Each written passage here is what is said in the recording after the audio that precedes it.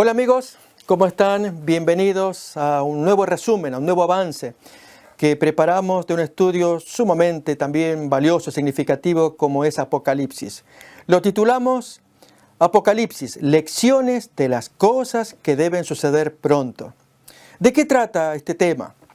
Lógicamente se verán los 22 capítulos del libro de Apocalipsis, pero de una manera especial, y es ver primeramente en Apocalipsis de qué se trata. Muchas veces cuando vemos escenas como estas, tenemos el peor concepto de lo que es Apocalipsis. Se nos viene el Apocalipsis, decimos, y a mucha gente infunde miedo, y con razón. Pero esto no es Apocalipsis, ¿no? Miremos el texto. Nos dice allí la revelación, está escrito en griego, Apocalipsis, la revelación de Jesucristo que Dios le dio para manifestar a sus siervos las cosas que deben suceder pronto.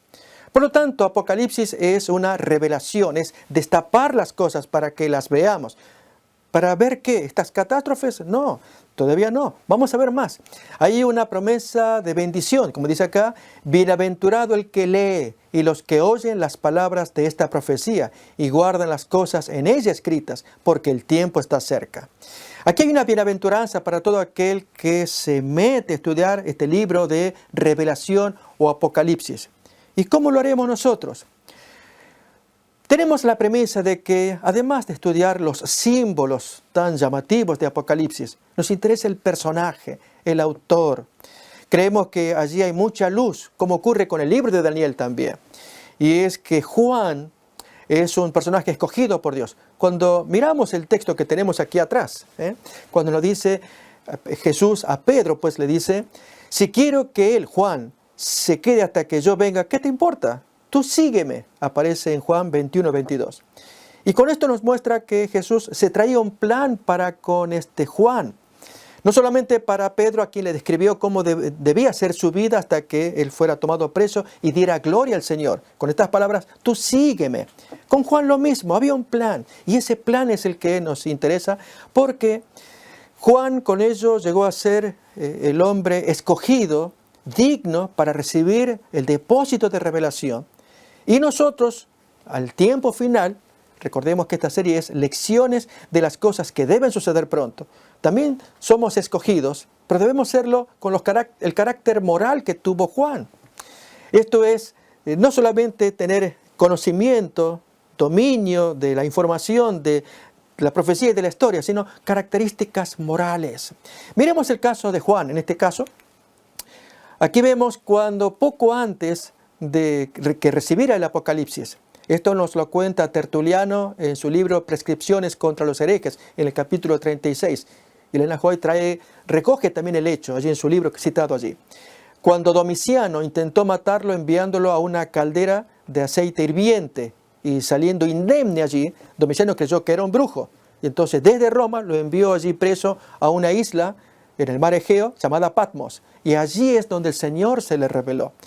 Pues así también creemos que en nuestros días Dios se nos va a revelar si tenemos estas características morales. Es tan importante un corazón limpio, humilde, dispuesto a escuchar y aprender la voluntad del Señor. Y lo primero que va a mostrar el Apocalipsis es esto, es no catástrofes, sino a Jesús que se mueve en medio de candeleros con dominio, revelando que Él tiene mensajes para cada uno de estos símbolos. En el caso de las estrellas que vemos allí en la mano de Él, como en los candeleros que lo rodean. Cuando dice que los candeleros representan las iglesias y las estrellas los directores o ángeles de esas iglesias. Miramos más todavía. Hay un paralelo entre estas dos visiones del libro de Daniel, capítulo 2, y la visión del Hijo del Hombre en Apocalipsis, capítulo 1. Y un hilo de oro que conecta ambos libros entre sí. Es interesante, miremos ese hilo de oro. Las cosas que deben suceder. Esto lo dice Daniel, capítulo 2. Ahí tenemos los versículos.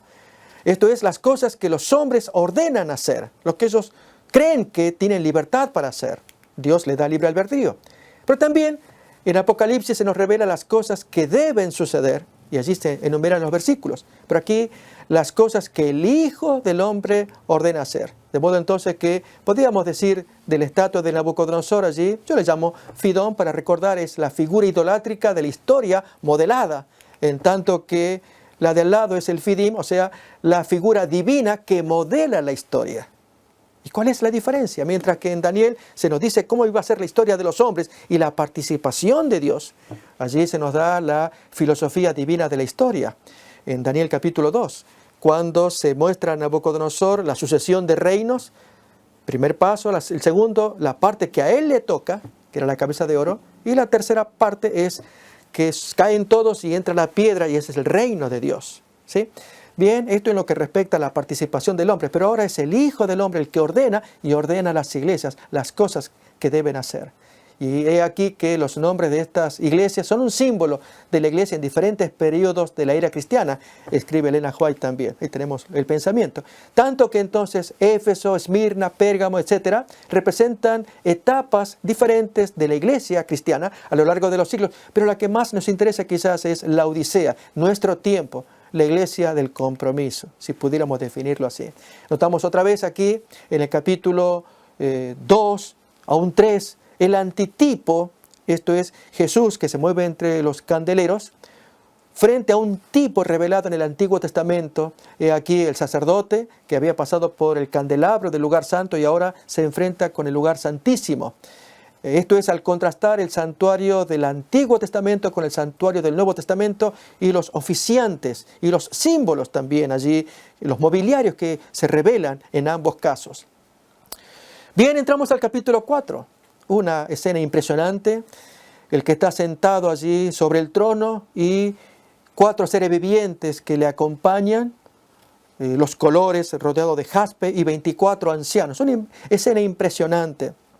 Pero más que nada es mostrarnos ya con el capítulo 5 que hay un hijo de hombre, revelado como cordero, que él es digno de tomar el libro y sentarse, así que es adorado, tanto el que está sentado en el trono como el cordero, dice el texto al final del capítulo 5 de Apocalipsis. A él pues se le entrega un rollo.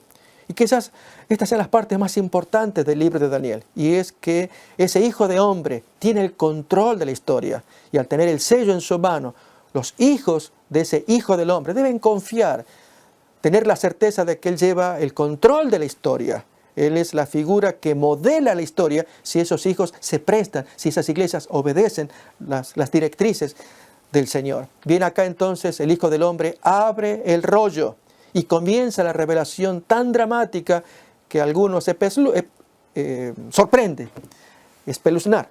Bien, y no es para menos. Vemos ahí los 4 jinetes terribles en sus hazañas, pero lo que más importa es que Jesús lleva el control de esa revelación para que nosotros no tengamos el temor. Queramos conocer lo que aparece allí, pero mucho más el director de todo ello, que es el que lleva el sello, el que abre el libro con 7 sellos. Pero aún más, miremos este que es el león de la tribu de Judá y el Cordero de Dios con 7 cuernos, que es Jesús, el Hijo de Dios. Cuando abre los respectivos sellos, aparece allí el 5.º y demás sellos. Vemos allí a los santos que claman bajo el altar pidiendo la venganza. ¿Hasta cuándo no vengarás nuestra sangre? Y lógicamente Dios va a intervenir, pero Dios quiere revelar más a su pueblo, que Él lleva el control, y especialmente a sus hijos, para que no caigan en esta escena tan triste, finales del capítulo 6, cuando los pecadores claman a las rocas que caigan encima porque no pueden soportar el advenimiento del Cordero y de su ira. Así es como termina el capítulo 6 de Apocalipsis. Capítulo 7, los 4 ángeles, y este es un mensaje de esperanza para los hijos de Dios, porque ellos detienen los vientos, porque aquí que está viniendo un 5.º ángel con un sello muy importante con el cual se quiere proteger a los hijos de Dios, poniéndoles una marca en la frente para que los 4 ángeles anteriores, ellos al serle ordenados que liberen los vientos de pasiones y se desencadenen las tragedias sobre los seres humanos, allí entonces estos queden protegidos. ¿Y quién no desearía quedar protegido? Aquí se cumple la escena ya simbolizada en Ezequiel 8 y 9, si nos acordamos, cuando ocurrió algo similar, que frente a las calamidades, pecados, abominaciones que se cometían en Jerusalén, el mismo Ezequiel contempla las escenas y que entonces era inminente el castigo que sobrevendría sobre esta población. Pero aquí que entonces aparecen los ángeles destructores, Ezequiel 9. Y de los 6 visitantes, el 6.º con un tintero especial, un marcador, un sellador.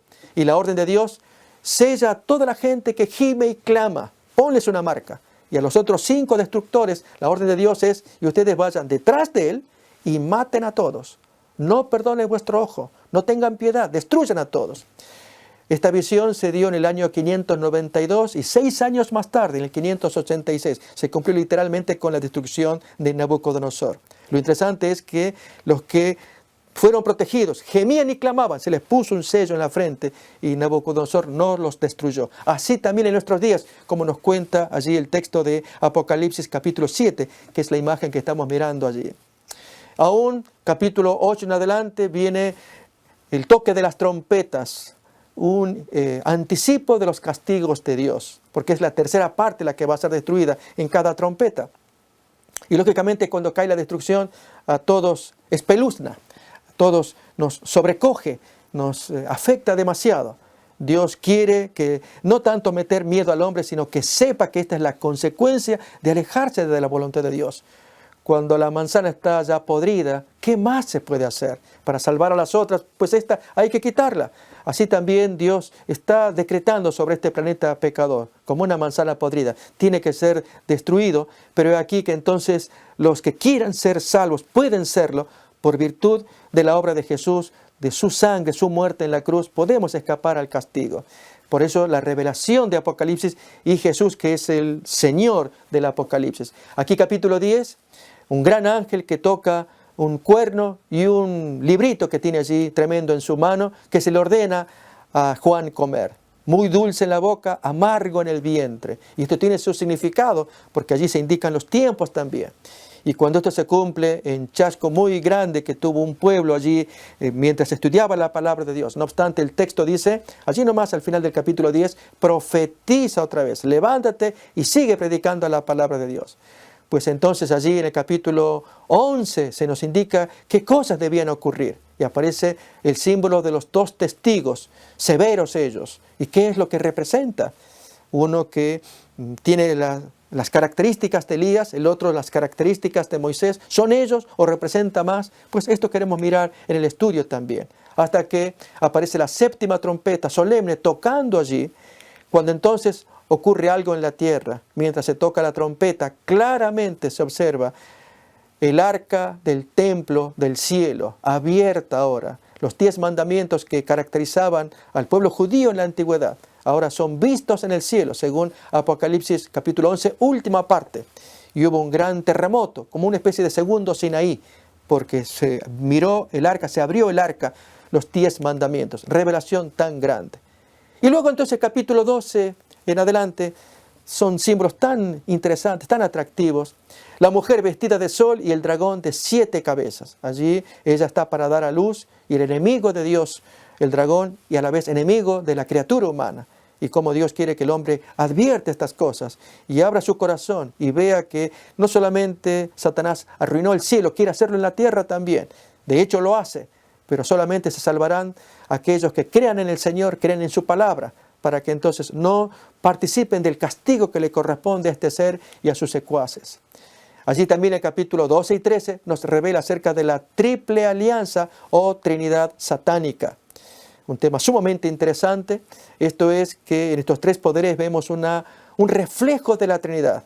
En el dragón vemos a un antipadre, en la bestia marítima que fue herida de muerte y su herida fue curada, al anticristo, y al otro poder que es la bestia terrestre, que luego se llamará falso profeta, que hace bajar fuego del cielo y luego impone el 666. Vemos un reflejo del anti-Espíritu Santo, lo que este servidor le llama una parodia mesiánica también. Interesante de ver en el capítulo 13. Pero aquí que avanzando más en Apocalipsis, vemos en el capítulo 16 a estos mismos 3 poderes echando sus espíritus inmundos a modo de ranas para reunirlos en un momento, en un evento tan importante que la Biblia llama la batalla del Armagedón.